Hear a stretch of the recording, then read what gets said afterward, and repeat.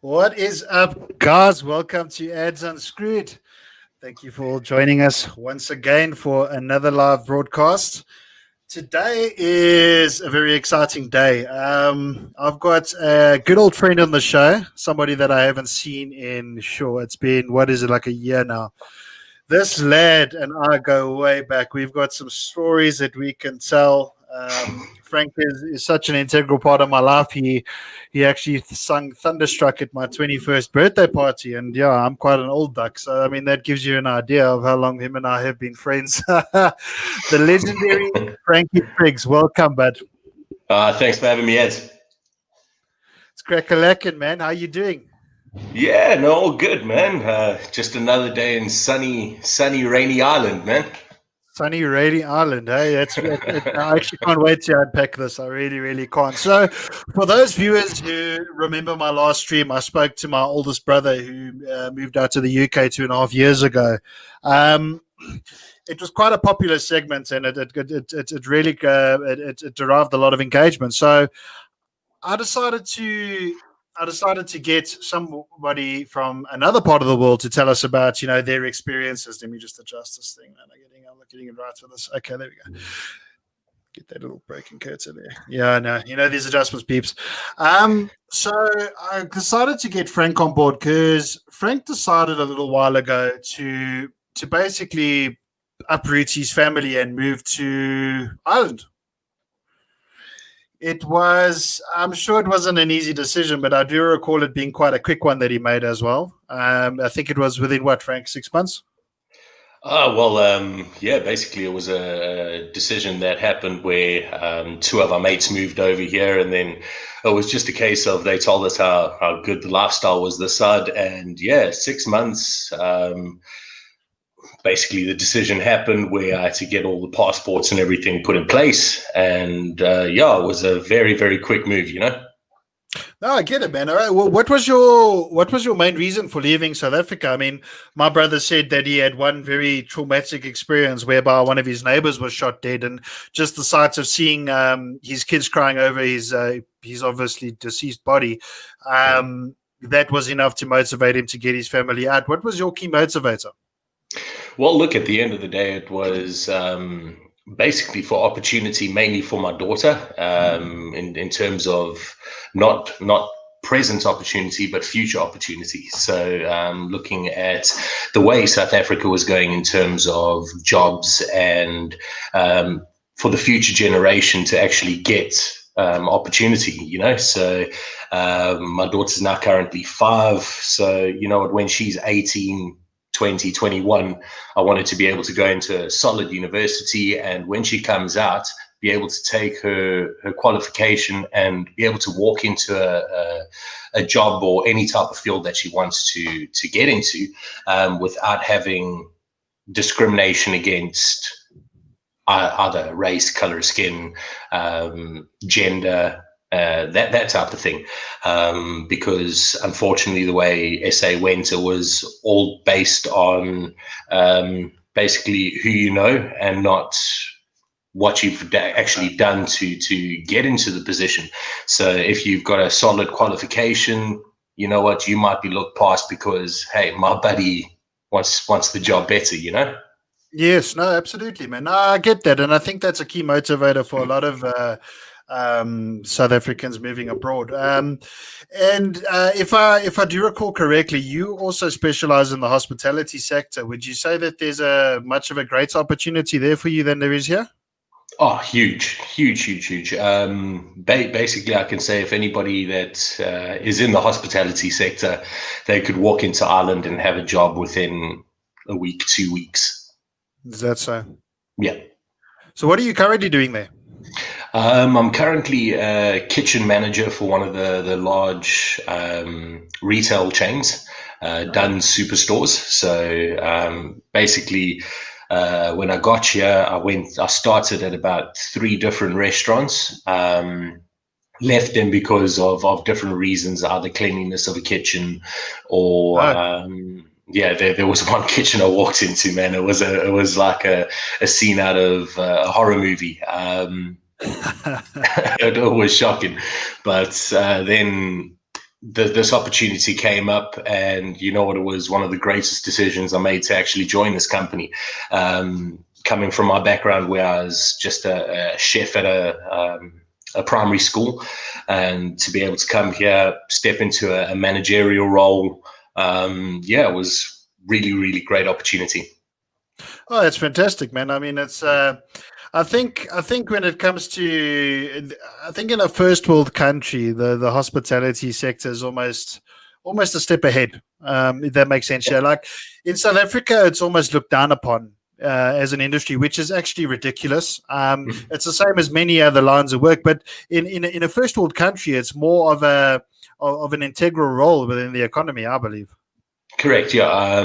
Basically, like what you were saying there in SA, you know, it's you work in a kitchen, so you're a cook, and that's basically what you go by. And you know what, from all my studies and everything that I've done to actually build up my career, I consider myself a chef. Where in SA, you know what, if you're a cook, you can either work in KFC, McDonald's, flip some burger patties here and there, and that's what a chef is looked at as over Yeah. here. Like you make chips at the local Nando's. Yeah, no. No, I get it. I get it. No, that makes sense, man. So when you arrived that side, you didn't arrive with your family immediately, right? No. So basically, I arrived here end of July 2019. I was here for a month prior to my wife and daughter coming to join me. Yeah. So basically, it was just a case of landed. I stayed with my two mates for the period of a month, Yeah. which look, in all fairness, I was very lucky to have them here. Otherwise, I would have had to find a bed and breakfast or some Sure. form Yeah. of accommodation just to Absolutely. see myself through. Yes. So yeah, it was basically I landed from day one, get go. You know, on the phone, getting my CV sorted out, sending it out far and wide. Um, Basically catching a lift with my mates into a little town or into the city, Yeah. and you know what, two striking it everywhere, man, walking up and down every single road, looking for every single restaurant, hotel, shop. Basically, I had to find a job within a month. I had to find a place to stay within a month. So when my wife and daughter landed, we had something to call home, you know. Yes, no, absolutely, man. And you know, just for some perspective, he's always been an entertainer of sorts. Frank's dad is actually an entertainer professionally, quite a funny chap as well. And Frank has always had that outgoing personality. He's always had that confidence with people, and I think that's a pretty important thing throughout life. Now, would you say that sort of outlook benefited you when you were looking for a job, or do you think somebody that is maybe a bit of an introvert would have a problem finding work over there, or doesn't it come down to that? Look, it doesn't come down to that at all. What they look at here is experience. So if you don't necessarily have a qualification, you can still find a position as long as you got the experience in your field. Um, like myself, I don't have a full-fledged qualification, but my 8 years experience in kitchens actually worked to my benefit. When I went to various interviews, look, you just got to have confidence within yourself and within your abilities. You don't have to be a major people's person, because there's a lot of foreigners here, a lot of people from Poland, etc. So there are various language barriers for different people coming over here. So they take that into consideration. So basically, you just got to answer their questions with your full mental ability, knowing what you're doing, knowing what you are capable of, and you will get opportunity by that. No, I mean, it's always been it's a scary consideration moving overseas, and I think even though there are so many willing participants here in SA and probably all over the world, um, I think there are some that are maybe hesitant to take the jump, nervous, sort of fear of the unknown. I mean, you are literally leaving your country of birth, so to speak, Yeah. and basically going into the abyss, the unknown, sometimes to a place where you've quite literally just got nobody. There's the question over there, Frank. What is the minimum wage, and can you live comfortably on it? Minimum wage, you're looking at €1,650. So it all depends on what you're coming over with. If you're coming over by yourself and you're on a 1650 minimum wage, you will be able to survive. Why I say it all depends on who you're coming over, because I mean, different expenses for various different aspects. So if you had to come over here with 1650 as a single person, you'd be able to find yourself a nice private room or something like that, a small accommodation, a single bedroom or bachelor pad for a couple of €100, and then obviously your groceries and various expenditures. But if I had to be honest, if you were coming down as a family, you would have to pull in at least 2 salaries to be able to survive on minimum wage. Myself, I was lucky enough to land a position where I got. So I was earning, well, I am earning a bit more than minimum wage. I'm basically double that, so I'm pulling just over 3. After tax and stuff, clearing about 2,650, and that is enough to survive with a family of 3. Oh, wow. So basically, that's now covering rent, that's covering car payments, that's covering insurance, that's covering water and lights, internet in the house, groceries throughout the month, airtime and stuff for my phone, my wife's phone. So yeah, if you clearing at least 2,600 in a month on one salary, you can survive perfectly. Perfectly. I mean, that's pretty. I mean, that's pretty interesting. And I mean, I suppose to live comfortably, if you did bring that second income into play, you could live a pretty decent life. Most definitely. Like, well, my missus, she's just now started a job. She's in her second month now. We've been here, 14 months now, so just over a year. So for an entire year, we have lived off the one salary.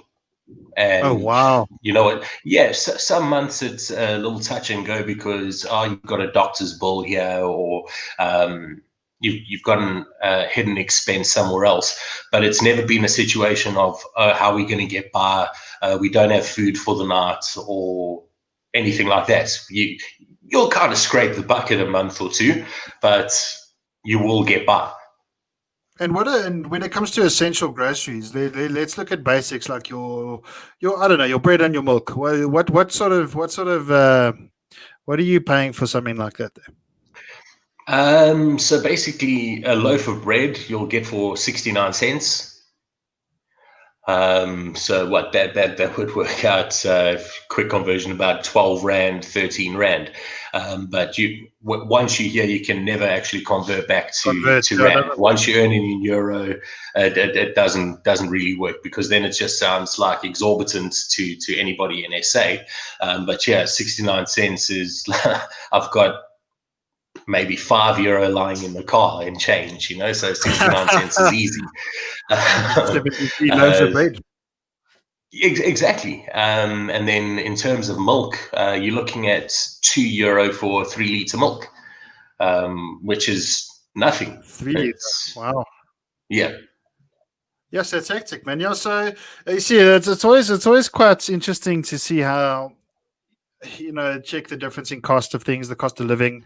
My brother actually had a good way to do it. He compared the minimum wage hourly rate, and what you could buy over there versus what you can buy in South Africa. So the minimum going rate in South Africa at the moment, the minimum wage, I think it was 20 rand 75 cents an hour.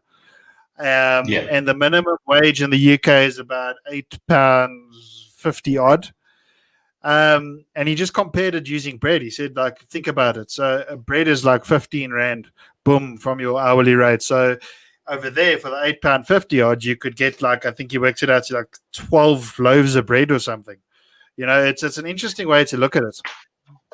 Exactly, yeah. And I mean, like, you're looking at minimum wage here. Look, I stand corrected, but minimum hourly rate, you're looking at about 12.50. So with what I said about 69 cents, you're looking at close to 20 loaves of bread for an hour's work, you know? No, absolutely. What do you? Geez, I lost my train of thought there completely. What do you know about the visa requirements for entering Ireland?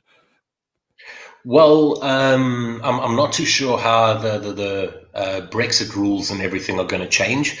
But why we chose Ireland was because me being a British passport holder, I was able to walk into Ireland, no issues. And then there's something called the EU treaty rights. So this is dating back donkey's years, man, before parliaments and everything were even put into place. So all I had to do was write a letter to basically the guys at the airports, customs, saying that, you know what, I'm putting in place my EU treaty rights and I'm bringing my wife Yes. and my daughter over. So they didn't need visas. They came Oh, over for free under the EU Treaty Act. And then basically, once you're here, you submit all your documents and you'll first get a temporary stamp to actually live in Ireland. Once you've been here for a couple of months after that, you'll get your PPS card and your work permit. So then you can actually start working in the country. And then basically there's just various steps after that where you'll eventually get your permanent residence stamp, which lasts for 5 years. And then you can actually go for full residency.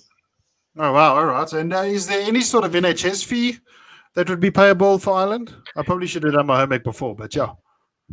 With regards to the health service and all that type of thing, you can qualify for it. There's many different welfare benefits and that type of thing that you can claim for. But if let's say, for instance, a guy that I know here, also from SA, within his first couple of weeks here, he broke his leg. Yes. Went into the hospital, got casted up, got X-rays, got everything done, walked out without paying a penny. Walks out of that paying a penny. Yeah, it's amazing. I mean, Yeah. even my brother, he had an operation over that side in the UK, and again, he said brilliant healthcare. He might have had to wait a bit, but I mean, there, if you compare healthcare in Europe compared to here in South Africa, and I mean, I haven't experienced it myself. I can only speak from the stories that I have heard. The biggest gripe is just waiting times. But if you look at the level of Yeah. care, I mean, in South Africa, for an operation, you can wait up to a year, maybe even more. That's what I've heard. And the standard when you go there, you might have very good doctors, but your facilities and just the general care is shocking. So I don't think you could even put them in the same category, really. Now, when you Look, now continue. sorry, I was just going to say, in all fairness, there, at certain points, I do miss SA in terms of healthcare and ease of healthcare. Like here, I phoned approximately 15 different doctors' rooms trying to find a home doctor, one that would care for me and my family. And a lot of them would actually say to me, you know what, they are full. They've got no space for new patients. So Wow. unfortunately, I got to look elsewhere. So it was quite a challenge actually finding a GP that we would go to, where in SA you could walk into any doctor's room at any given time. And look, you'll obviously pay a consultation fee, which you'll do here, but you wouldn't be turned away. Here, there's a possibility if it's your first time going into a GP, there's a strong possibility you could get turned away, and you would have to go find someone else. Right, right. Yeah, no, I hear that. I mean, there's a bit of criticism towards the Irish healthcare, but I mean, I wouldn't know myself. It can't be any worse than South Africa. That's just the bottom line here. Now, Yeah.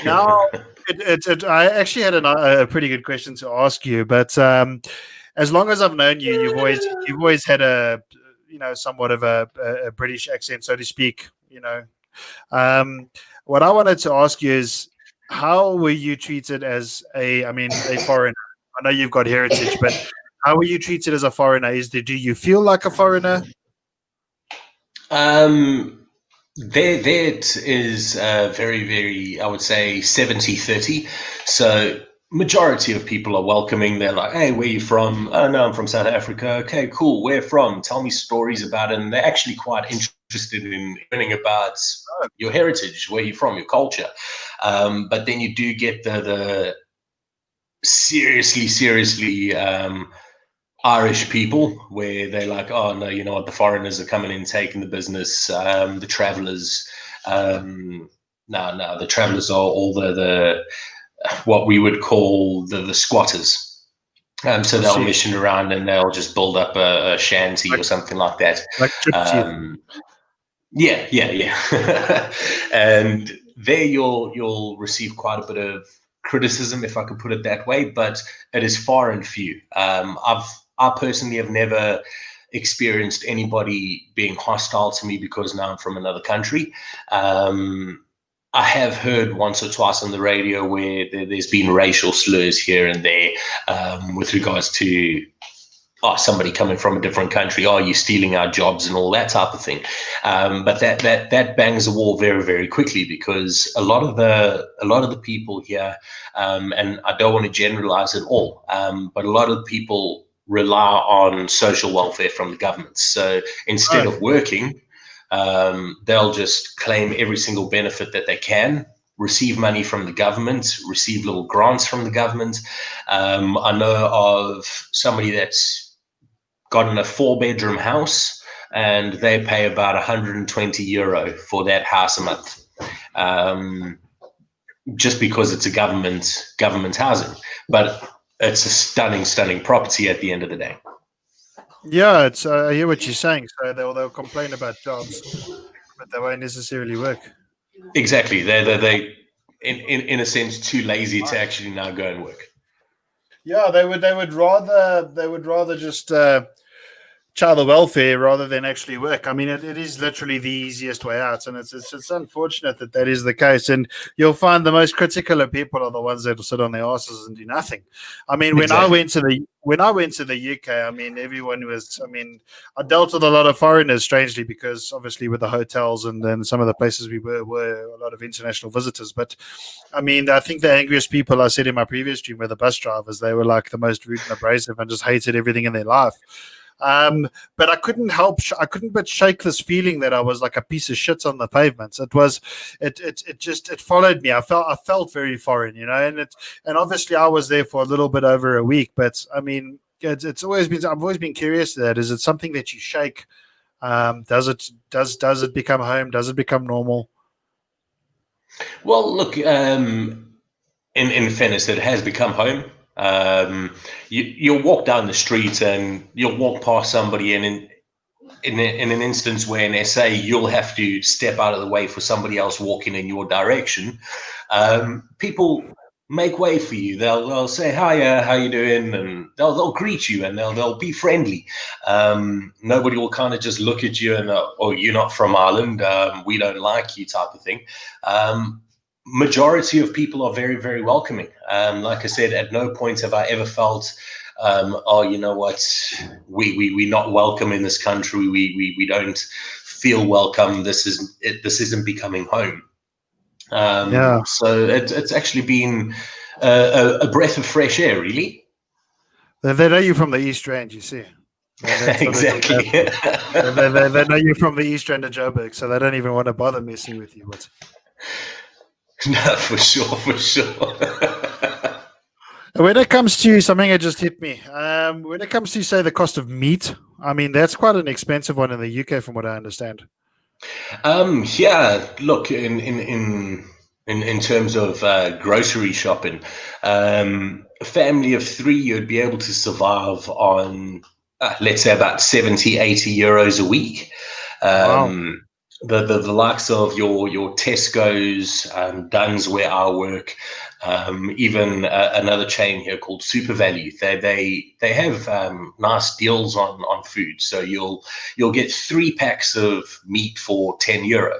And then those meats are ranging from like chicken nuggets, crumb chicken strips, little stewing beef, chicken breasts, pork chops, like a full range. And every now and then it actually changes what you can get.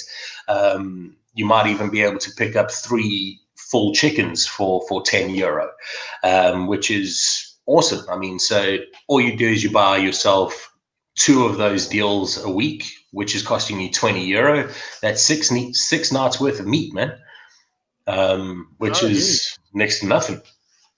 That's crazy, man. It's almost hard to believe that these type of places exist. Got a question at the bottom there, Frank. Frank, what is the first step I should take to be what? Geez, like, hang on a second. I have my glasses on here. What are the first steps I should be taking to move to Ireland? Basically, $100,000. Research. Look, I mean, in terms of money coming over, we came down with, I would say, just short of €10,000. So I would say about $9,500. We came over with that, and that was our nest egg. That was all the money we had in the world, and we started with that. So basically, first step is research. Where do you want to go?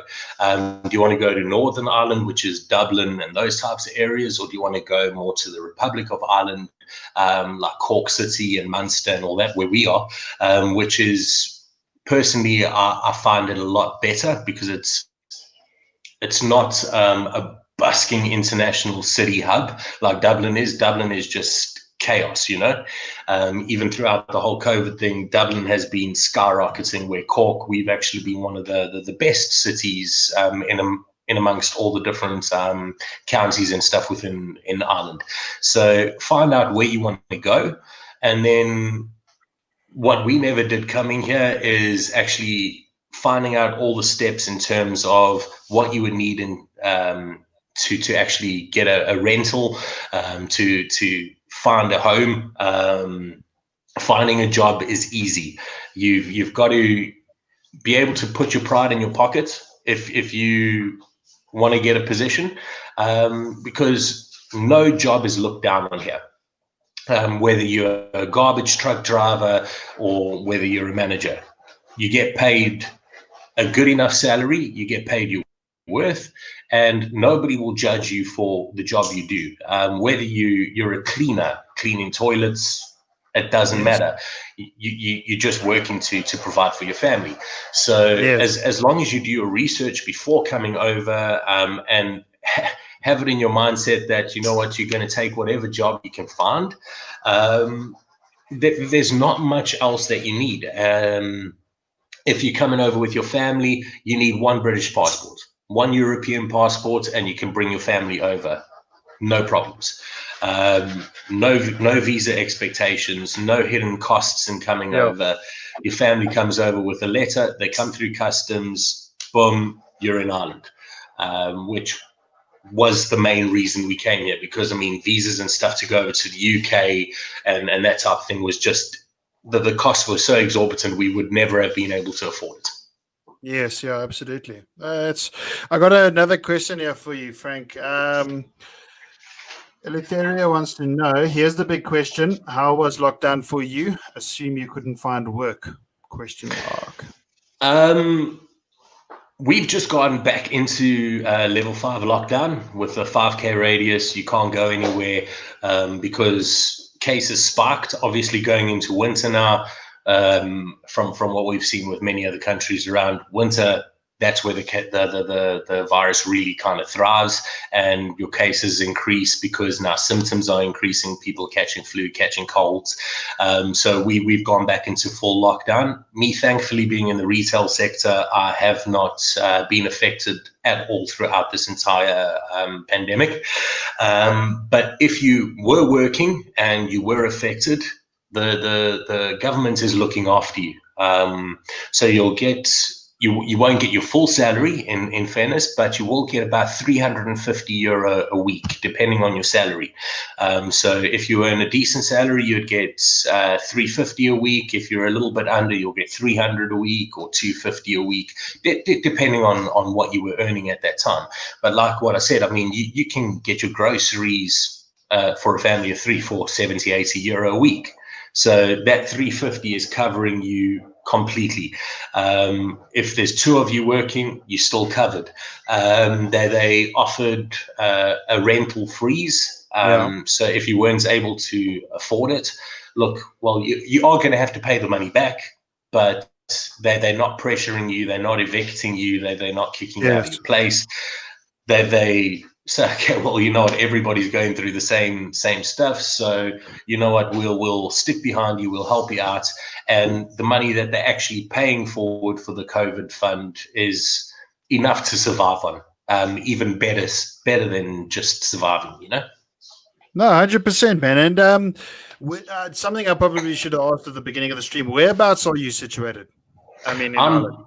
I'm based, I'm going to be the envy of many whiskey drinkers. I stay in an apartment building right next to the Jameson distillery in a little town called Middleton in Cork. And you know what? It is one of the best towns I've ever been in my life. It's everything is on the doorstep. If I want to go to the shop, it's less than a 10-minute walk. If I want to go to my doctor's literally 400 meters away from me. There's pharmacies. There's literally everything in my little town. Bus stops, train stations. So if I didn't have a car, ease of access of actually getting around. Easy. Do you have a vehicle there? Yes, yeah. What did you buy? I got myself a little Skoda City Go. So that would be like your VW up. Okay. You know what? It's a lovely little car and it's nicer to have a little car here in Ireland because the county roads and everything are so narrow that having a big car could be quite challenging, especially when there's so many tractors and farmers and all that type of stuff driving around, where there's a point if a tractor's coming out of the road or another car's coming out of the road, well, one of you has to go off the road. Basically slow down, turn off the path, one of you passes, and then you carry on going. So having a smaller car is definitely a must-have here. And if you don't mind me asking, what sort of investment would it take to purchase a car there? Look, it was a little bit challenging finding. I got financed for my vehicle, but the dealership that I went through found it a bit challenging because I've never been insured in the country. I've got no credit record in the country. So it was a little bit challenging finding finance for me, but they did eventually have it. But the nice thing about it is once I had already signed my papers, the dealership actually gave me a car. They said, look, use this car, drive it around until we get your finance sorted. Oh, wow. All we need is a little bit of a deposit and we'll get you covered. But you know what? Here's wheels for now. And we'll get back to you. So it took about 2 weeks or so for me to actually get full finance on the vehicle. Deposits on it was what once my finance was approved, the bank said, you know what, they needed a minimum deposit of €2,000. My car's value was 9.5, so it was almost a quarter of the car's full payment that I had to put down as deposit. But you know what? I couldn't really complain. I've never had financing in this country. I've never had anything in this country. So for them to actually say, you know what, we trust you. You've got a job. I had to present my contract. They had to see my wages. They had to see my expenses and all that type of thing to see if I could actually afford the car. And now on a monthly, I'm paying €170 a month on my car. And then when it comes to insurance, you have to have insurance. You can't drive without insurance. Yeah, otherwise your car will be seized and you'll have an exorbitant fine. That's where the expensive thing came in, was the insurance. So finding an insurance company to actually cover me was almost impossible. But you know what? Companies want money, so they will make a plan for you. So for the first year, I was paying €200 a month on my car insurance. So 35 euro more than what I was actually paying on my car a month. But now sitting a year later, because I had a no claims bonus, my insurance has come down to €68. Okay, is that a month or A month, yeah. So okay? I had to pay a little bit of a deposit up front on my insurance. So if I'm not Yeah. mistaken, it was about €600 or something like that up front. And then after that, it was €200 a month. So for your first year, you are going to be paying quite a bit on your insurance. Okay, all right. So, look, I got a couple more questions for you, Frank. I don't want to really push beyond the 45-minute mark. I'm trying to try and keep it under an hour. You know, I've got this feeling that people are starting to fall asleep during my stream. So, but the other question is, it's law enforcement. What are your police officers like? I mean, it's you know, I don't want to make comparisons here, but it's like comparing a piece of shit to a piece of gold. You know, when you compare it to SAPS. But I just want to know what is the level of strictness there? Are fines enforced? Or do they keep law and order? Yes, they do. Look, there's very touch and go situations where the Garda will enforce rules, like traffic fines. If you get flashed by a camera, you will have your fine within 3 days. Wow. So it's quick. It's there, and it will be a case of you have to pay your €80. It's basically kind of a set fee. If you don't pay that €80, it goes up to 120. If you don't pay that 120 by the second month, it goes up to It doubles. 180, and then your points your points on your license actually get taken away. So you only get a certain amount of points. But in terms of the law enforcement here, you can actually respect the law. Because they do their job. You can walk past them and greet them and like, hey, officer, how you doing? And you know what? That they will be, how can I say, respectful towards you. They Yes. know their position. They know that, you know what, we are the law, but they don't try to overpower you and say, you know what, you have to respect us. It's kind of just a standard thing where, you know what, they're the law enforcement. If they ask you to do something, you do it. If you don't, there are going to be consequences. Where in SA, you know what, if you don't want to do it, you flash a quick R100 note and off you go. There is no such thing as bribing a cop this side. Oh, geez. Well, I mean, that would be a problem. And I know it would have been a problem for you this side. We've got some stories. But, but yeah, no, that's great. But just going to take one more question here, Frank. Did you bother taking household items? No. So basically, I came over with 2 suitcases. My wife and daughter came over with 2 suitcases, and that was just clothes and minor things. So we brought over a couple of photos and that type of thing, like sentimental things. The rest of the stuff we left. In terms of kitting out my apartment, I got an amazing sofa and two chairs free of charge. Somebody was renovating their house. I went onto one of the bar groups, and somebody said, you know what, we're renovating, take it away for free. So if I had to go and buy the stuff in a shop, it would be a couple of €100. We got it for nothing. All we had to do was pay a guy with a van to go and pick it up. No, geez. I mean, you can't say no to that, eh? No, I bought all my furniture from a place called Argos here. So I got my lounge table, side tables, and all that kind of stuff for about €50, which is nothing. You kind of assemble it by yourself, and Bob's your uncle. A lot of the places are already furnished here. So if you doing a rental, if it's unfurnished, you will go in and there will be beds. They have to supply beds in the apartment, and there will be a washing machine and there will be a fridge. That you can be certain of.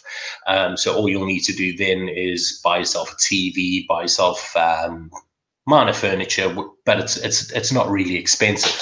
A lot of the places, like I said, are furnished. So you'll walk in, there'll be cutlery, there'll be cups, there'll be sofas, there'll be everything. Most thing you'll need to do is get yourself a television. Yeah, which is quite essential. I mean, for there's those series binges, porn, etc. So,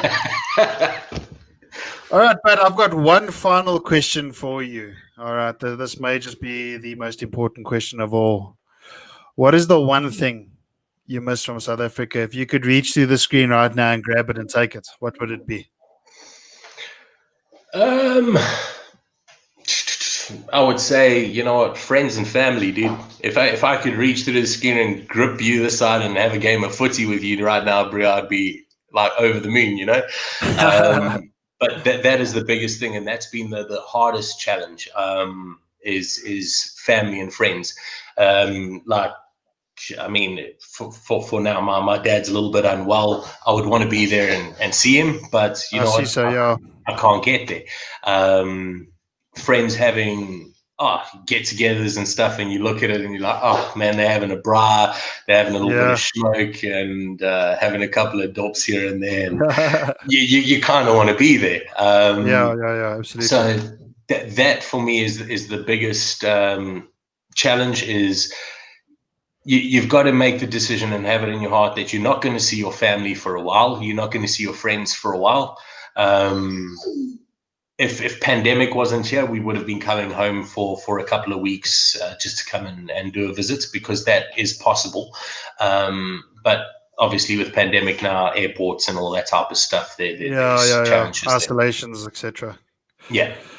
Yeah, no, okay. Well, dude, look, I'm gonna cut it off there. I would really like to do a part 2 to this whole thing. If you are keen. Yeah, most definitely, man. Thank you very, very much again, Frank. It's been fantastic to see you again. It's been fantastic to chat, my boy. Likewise, thank you for sharing some insight, man. I'm pretty sure the viewers enjoyed it. And for those of you who haven't subscribed already, please go subscribe to my page. It is Ads Unscrewed. You can find me on YouTube, on Facebook, and we will see you again for another one. Mr. Figgs, thank you very much, sir. It's been nothing short of a pleasure. Thanks for having me, man. Cool. Till next time, guys.